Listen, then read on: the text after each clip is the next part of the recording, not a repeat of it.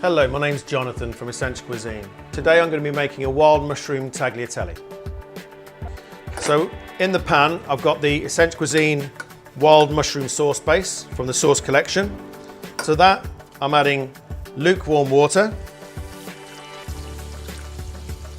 Then I'm going to whisk that to the boil, stirring continuously until it reaches a simmer. So I've just brought that up to the simmer and that's been cooking out for about 2 to 3 minutes. It's now ready for the double cream. Just going to pour that in, bring it back to the boil, and that's ready to use.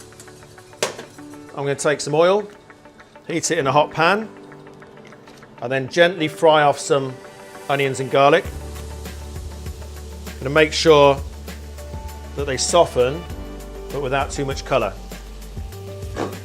Give them a little stir from time to time. So next I'm going to add a mixture of chestnut and flat mushrooms. And I've just sliced those through.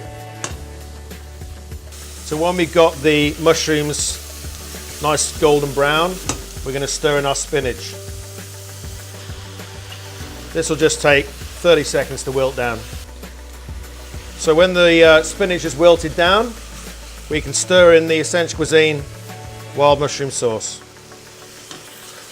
So next in I've cooked some fresh pasta, cooked it al dente so it's still got a bite. I'm going to stir that into the sauce just to warm that up.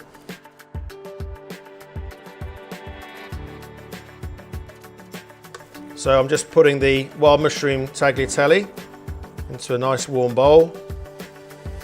And I can finish that with some fresh parmesan shavings and some basil. So there we have the wild mushroom tagliatelle made with the wild mushroom sauce from the new Essential Cuisine sauce collection.